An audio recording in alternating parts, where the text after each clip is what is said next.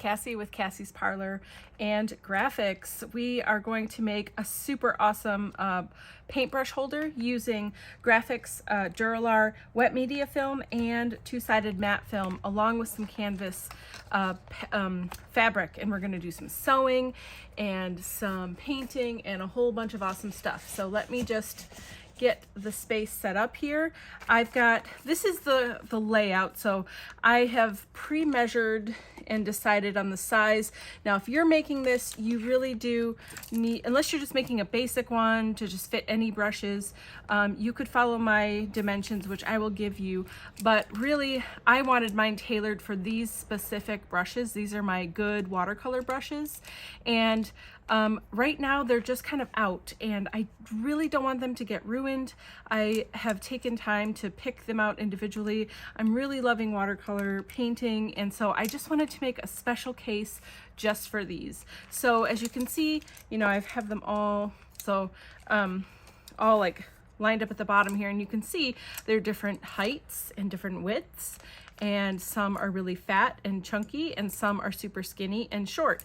So I really have taken the time to think about, you know, how big and how tall and all that it needs to be. Now if you have specific brushes, I would say to make your own dimensions. You can still make the same thing that we're gonna do here, but if you just wanna make one for general brushes or whatever, and you're not sure what you're you know, how many or what brushes you're gonna put in it yet, then absolutely follow my instructions. So overall, my the width of my bag is going to be, or wrap I guess, is going to be 9.5. I cut 10 inches across because we're going to fold the ends in and sew them. But here, I'll show you as we're going here. Let me see, let me put this here so you can still kind of see it. So this is what it's going to look like. And this is how it's going to lay out. And I, of course, will walk us through each of these steps. So this is the top piece. And this is 10 by 5.5. So if you're looking at my picture here, this first is the first part of the canvas that'll be at the top, and I'm going sideways like this because it's long. Okay, then we have the wet media Dura-Lar here, and I have the tissue behind it just so I can see it because it's clear, so it's hard to see. Now notice this is only 9 inches wide because I'm not going to fold this over to sew the seam. I'm going to fold this over it so that it's protected, and we'll just sew right down the edge there and it'll be just fine. Then I have a 13-inch long piece of canvas, okay? And if I open this up, you'll see this is 13 inches long, 10 inches wide. I folded it in half, if I can show you here, and then I just measured with a ruler and marked with a pencil each of the lines that I have. These are the lines I have to sew to make each individual pocket so that my brushes will fit inside of them. And so again, I've made them different widths based on the size of the brush. Okay, so that's that. And so I think I have the first two are 1 1/4, then I have 3 that are 1 inch, then I have 2 that are 3/4 of an inch, and then I have 4 that are 1/2 inch. And I believe that's how it worked out. So I think I'll have 10 spaces when I'm done. Okay, and then I have one last piece right here. This is matte Dura-Lar, and it's 9 by 3.5, and once this pocket is sewn together for my brushes, I am going to line this up here and just sew right down the middle. And this is going to be like an extra little pocket that I could put little papers or little sample things or whatever, just having extra pockets in here for something fun or special. So before we sew any of this together, let me move this out of the way. I've got all of these awesome pieces, but I don't want just a plain old you know, holder, brush holder. I of course need to decorate it. This is canvas fabric. Just, you could use any kind of fabric. That's fine. I'm going to use a big gel plate. I've got a big one here because I want to be able to do a lot of stuff at once. So I've got a nice big gel plate to work on. I've got a couple pieces that are pretty big. I just want to be able to work on them quickly, you know, and make some interesting patterns and things. I will be covering both sides because you'll see both sides of the fabric. And then, well, actually this one will only see the one side, the side that I've drawn the lines on. This will be on the inside, so I don't really need to do anything here, but I will do the outside of this piece, and then both sides of the flap that's gonna fold over, and then these pieces I'm gonna do specific things to. This clear one, you'll see when we're putting it together, but this, I wanted this to be clear and sit where it sits so that when it's all rolled up, I can see what brushes I have in there. So I think that's gonna be really cool. Anyway, let's just move on and get to it. I wanna keep it mostly light and bright.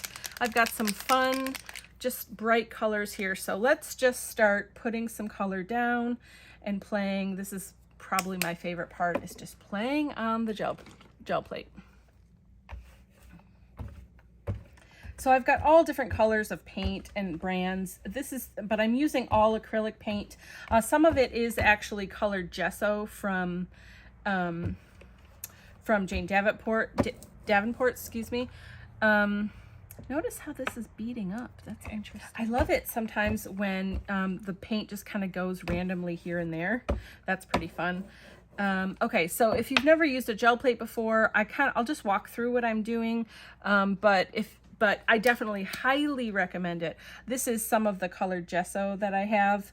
The other stuff was distress paint.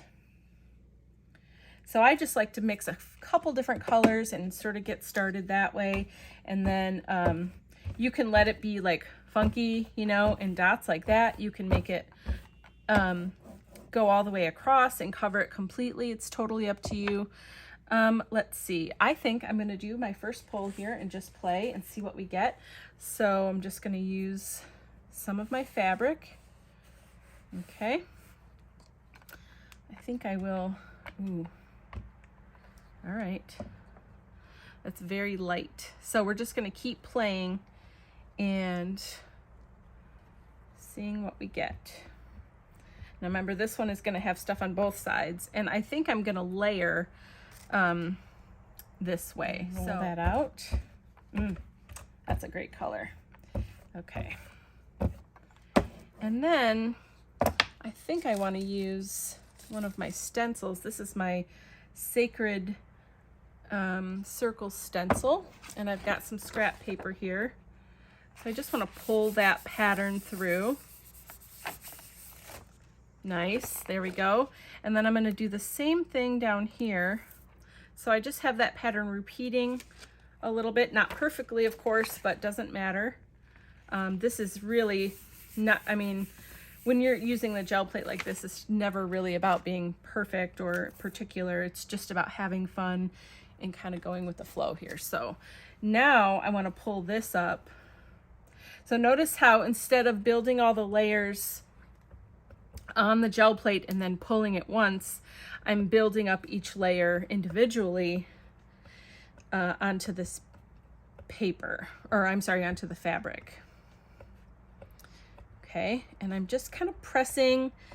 I'm not moving too much. This fabric doesn't want to like cling to the press as much as paper does, and I'm afraid of it kind of moving around and getting blurred. So I'm just gonna, oh yeah, look at that. How pretty is that? Yay, I love it. It looks great. This is cool because you can see through it kind of. This is the matte Dura-Lar, okay? So it almost looks like vellum if you've never used it before. It's very silky and smooth to the touch, but it's not vellum. Definitely not vellum. It is so much more than that, but it just has the look of vellum because it has that translucence. Look at this. I am loving this. Matte Media Dura-Lar is wonderful on the gel plate. You get so many textures and things going on. This stencil again, because it is, I like the way it looks, and it's a nice pattern, and it's easy to see, and it's simple, which works well for what we're doing here. But instead, this time I am going through the stencil and then lifting. Let's see what we get this way, and I'll stick it down, get the opposite on this side. Okay, see if we, oh yeah, that looks so cool, doesn't it? Okay, and then we will put it down here and do the same thing. Okay, and put it all over so we get the stenciled piece. Oh my gosh, that's so cool. And then flip it over so we get the negative of that. All right, here we go. Perfect, so cool. Now this one is beading up a bit. It's okay, it's gonna look cool when it is ready. All right, so next we're gonna pull this and then do another layer instead of waiting. So let's just stick this right down on top of it.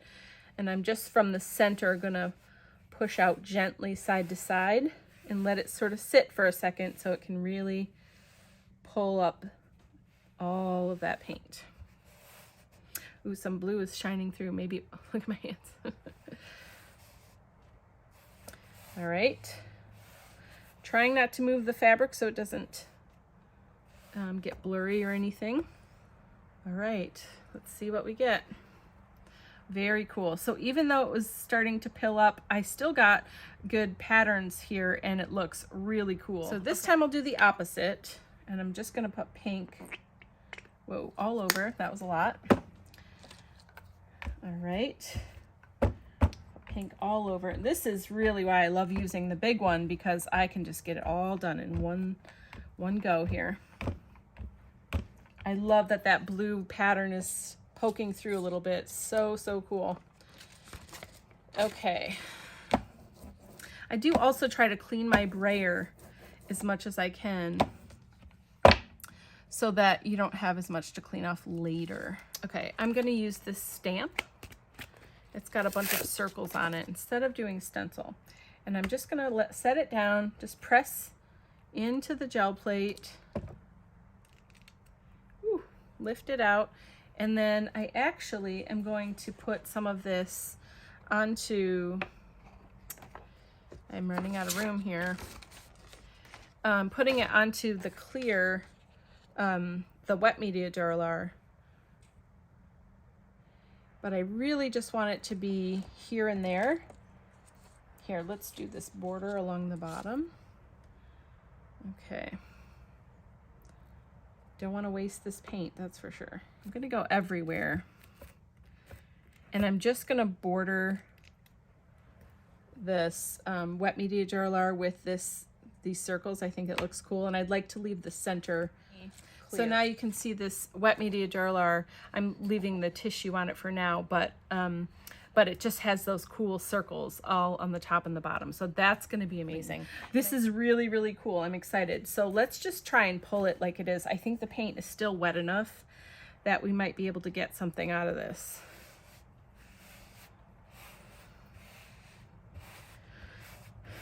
All right, let's see.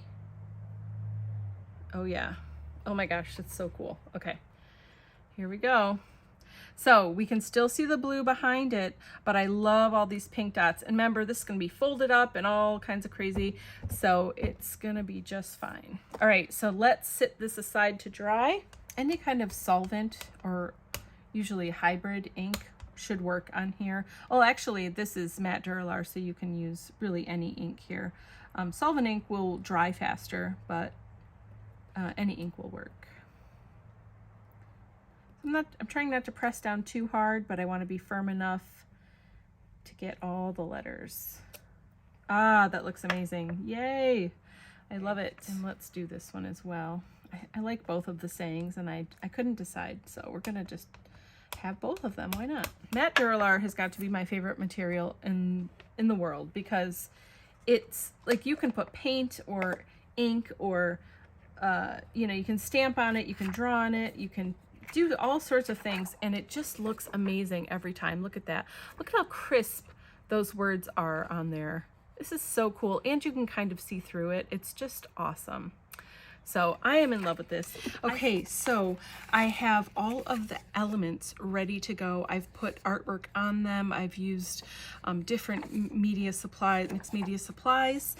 As we've gone through, added a few extra little things here and there, and really just finished designing the fabric. This is like the best part, right? You get to do whatever you want. So super cool. So all the parts are here, and we're just gonna start putting it together. So the first thing I wanna do is stitch all of the length pieces together. So this is, you can see the lines here. This is where the brushes will go. So this is gonna fold over, and I'll sew that all together, and the brushes will fit in there. So then, since this is the top, okay, so this is my clear piece now, okay, so I'm going to put that, I'm gonna I'm gonna sew, I'm gonna sew this onto here, okay, in the middle. And I made the fabric a little bit wider on each side than this piece of paper, this wet media Dura-Lar, excuse me, so that I can fold it over when I'm sewing, so I don't have the raw edges, okay? So I did that. So let's sew this part. So I'm just gonna start sewing, and I'll explain what each piece is as we go. I think that'll be the easiest way to do it. Okay, so let's bring up the sewing machine. This is a We Are Stitch Happy, We Are Memory Keepers Stitch Happy machine. And it's on and ready to go. Now for these pieces that are gonna go across that are stitching different types of things together, I'm using a zigzag stitch, okay? And it's the larger of the two. So whatever sewing machine you're using will be fine. And any kind of zigzag stitch will work just fine. So, you know, there's not a lot of rules here. Like really, you wanna have at least 1/4 inch, because that's just general rule for sewing in general. But honestly, this is your own little creation. You get to do it however you want. And I can't really put pins in here because it's plastic, right? So I'm just going to make sure it's fairly straight and lined up. Leaving that little bit of gap, like I said in the beginning, so that I can fold that over later. And then I'm going to put the foot down and start sewing. I'm going to go slow at first just to make sure everything is good to go. There we go. It's all lined up. I'm sewing on the fabric and the wet media Dura-Lar, keeping it all nice and straight.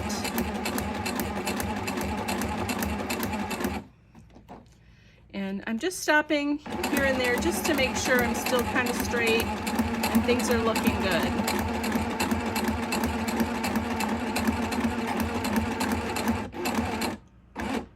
There we go. So there's our first piece. The main thing I want to show you here is that you can sew on the wet media Dura-Lar and the matte Dura-Lar, really any of the plastic sheets. You can sew on them. So you can make tags, you can do all sorts of things. Really, really fun and exciting. Okay, so the next piece, if I put this way up here, we're gonna do is the top flap. So this part, actually, I'll just move this out of the way again. So the next thing is this piece. So this is going to be the part that's gonna like fold over once it's all put together. I'm gonna hold it straight with my hand since I can't really use pins here, no biggie.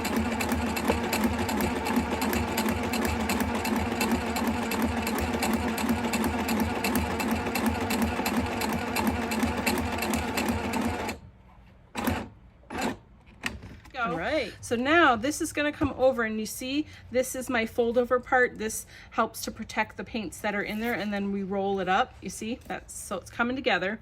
Okay, so before I actually start sewing these lines, I do want to fold in the sides of this and then sew this here so that we're protecting this, sort of keeping it in place and tucked in there, and those sides are neat and tucked in. Okay, so what I did here is just used this as a guide and folded this over and just pressed it with my fingers, and because there's so much paint on here, it's kind of stiffened up the canvas fabric on its own, so it's kind of staying, but you could definitely press it with an iron or something. And then I'm going to do the same thing on this other side. Okay. And definitely doesn't need to be perfect, just pressing it in with my fingers.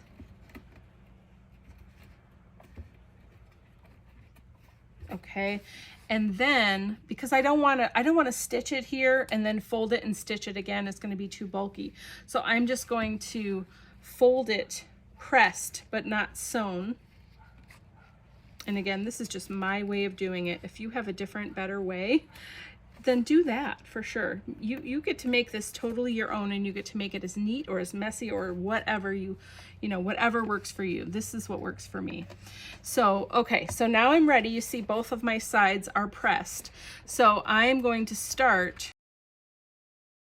Okay, I just want to move this back really quick and show you the progress. So this is amazing. I love it so much. I love the little stitching on the side. Look at how cute this is. I can't wait. I think I might like to do a stitch around this edge just for fun, because it looks so pretty. I love this zigzag pattern. And you know, it will help keep those edges, since I'm leaving them raw, it'll help keep them in place better too. So actually, I'm going to do that really quick.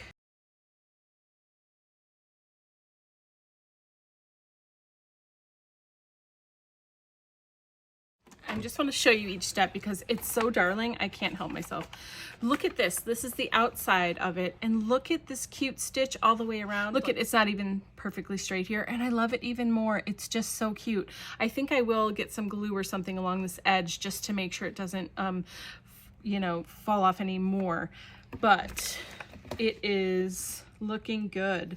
Okay, so now I'm going to do straight stitch on these pockets, and then we'll add our front pocket and be done. Okay, I've gotten to the middle line, and this is where I need to add this pocket. So I'm going to add the pocket while I sew this on here and just line those two pieces up, and then I'll worry about the edges at the end. All right, so here we are. I have sewn all of the pieces together. I've sewn the pockets in. And I did actually go and add a little bit of glue. Whoops, it's stuck there. To the edges of the frayed areas and to all the points where there was a start or stop in the stitching. In all those areas, just to make sure that the stitch isn't going to come out or that the fray isn't going to fray more. So I did that and let it dry off camera. But this is what it looks like. Super cute. So much fun color, so many fun colors and patterns. You can do anything you want to yours. I love this clear piece in the middle. So now the last thing to do before I put my paints in it is to add the wrap part so I can tie it. So I've got this really pretty sari yarn. Okay, and so I had this beginning. Oh, here it is. Okay. I had the beginning and then I thought I lost it. So I'm just going to cut a piece off. It doesn't really need to be too much bigger. You know, maybe I would say like 1.5 to 2 widths of this, because you want it to wrap and you want to be able to tie a little bow or something. So 2, I think I'll do 2. That should be good enough. And we'll just see. Okay, so that's all we need there. And I just really like this because it's got a lot of different colors, and it's just kind of, you know, distressy and messy, kind of like my project, and it all just kind of goes together and suits my personality and my style. So I'm going to flip this over. I want to sew it on one side or the other. Whichever way you think you're going to be rolling it, you want the outside edge of the roll to be where you sew your piece on. And then I would kind of sew it so that it's, let's see, here's the center of my ribbon. It's really thin in that section, so I'm going to go over a tiny bit where there's a thicker piece here, but I'm just going to sew it right here on the end. So I'm using bookbinding waxed thread. This is really, really nice color, and it's strong and durable. I'm using this because I'm going to hand sew this on, and it's it's pink and it's pretty, of course, but it also is going to be really durable and strong. It's not going to go anywhere. So I'm just threading my needle here. It's nice and easy too when you have the wax thread to do this because it's so stiff. It's very nice. Okay, so, but you really could use like any kind of thread or embroidery thread. You could sew it on a sewing machine, whatever you want to do, and you don't really need a lot. Then I'm going to go from the inside, and the thing is, so I'm putting it right here, you know, we want to go from the inside of the pocket here. We don't want that to show through, and I want to go right in that last slot. So I'm just gonna let my needle go out where it wants, kind of in that general area, and then I'm gonna start from there. Okay, so pull this through first. There's our little stopper, and then I'm gonna find the spot I want here. I love this. I love the quirkiness and the whimsy of this this bag. It's so cute. It's exactly what I was hoping for, so I'm really happy.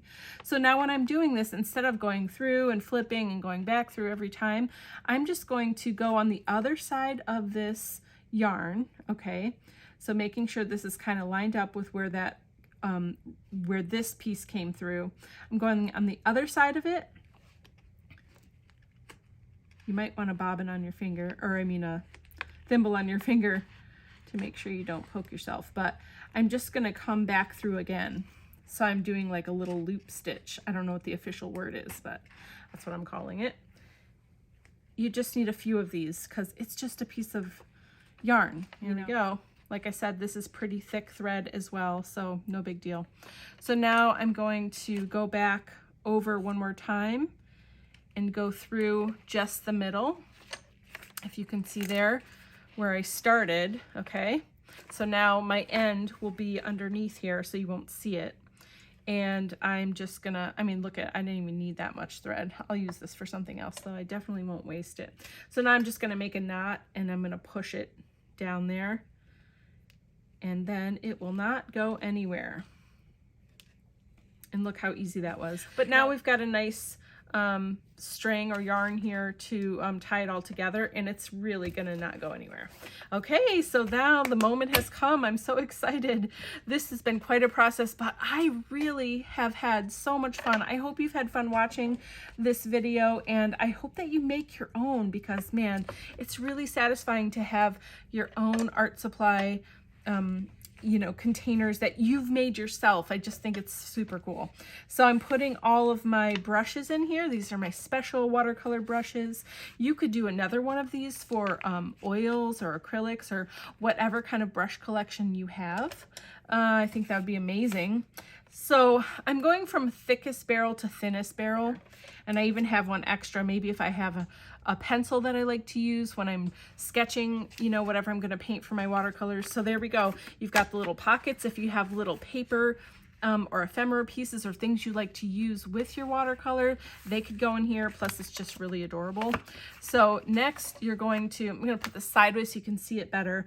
Look at all the brushes. How pretty is that? I'm so excited. This flap folds over so that it protects the bristles, so when you roll it up, they're not banging into each other or anything else. And then I'm just gonna start folding or start rolling. Look at, you can see the brushes through the clear piece. This is very exciting. And I just have to push these down because it's plastic, you know, but it's still really fun and cute. Okay, there we go. So now I'm gonna wrap my yarn around here and tie it. And now this can go in my travel bag. I often travel with art supplies when I go somewhere, and well, I always travel with art supplies, honestly, whether it's in my purse or in a separate art bag that I bring with me.